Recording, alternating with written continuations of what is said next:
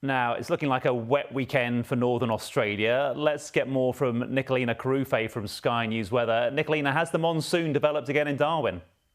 Hey Alex, it is close to. It is getting into a more westerly flow up in the north, and that means that monsoon, the second one of the season, should be developing over the coming 24 hours or so. So you can see on the satellite there behind me, bubbling up across the Northern Territory is that cloud cover. We've seen quite a few lightning strikes in this area. It's been pretty active on our radar. Pockets of heavier rainfall on that Queensland border there, and that's where we're seeing the threat of heavy rainfall really across the majority of today.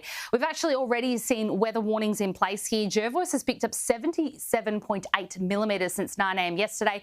Territory Grape Farm, 22 millimetres there. Also quite wet in Darwin at 20 millimetres. And we've also had some significant falls in and around that tropical coast of Queensland. So if we have a look in to where we're seeing our main weather warnings, we're seeing that across the western districts of Queensland and also through inland districts just to the north of Tennant Creek. And that's particularly for heavy rainfall. We're not seeing any damaging winds here. We're not seeing thunderstorms that are generating any sort of flash flooding at the moment, but that heavy rainfall risk is prevalent across the day. You can see pockets of red behind me on the forecast. It stretches right down into the southern districts of the Northern Territory, right throughout that peninsula of Queensland and up into the Darwin area. And when it comes to that monsoon over the coming 12 hours, overnight into Sunday, you can see it pretty clearly there behind me. This is that westerly flow that we're watching for, and that means that the monsoon has very much developed into Darwin.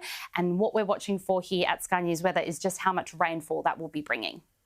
And what about the rest of the nation, Nikolina? Well, apart from that rainfall that we are seeing up in the north, very much dry. So you can see there the dominant 4-day rainfall total is very much in that central part of Queensland and the Northern Territory. Zoom on out. It is a bit of a cooler morning. It was across the southeast of the nation, 12 degrees in Adelaide, 11 degrees in Hobart. Perth itself, we're watching very closely because it's just the start of the warmth for Perth this weekend. 33 degrees today, but by next week, 5 days over 35 degrees.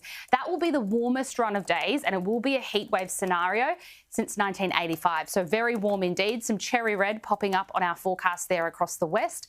In terms of Tasmania, a weak cold front is coming through there. Some east coast showers could bring a shower or two to Brisbane and also Sydney. But all in all, the weekend forecast is looking pretty decent for Adelaide specifically. 27, partly cloudy, 29 into Sunday.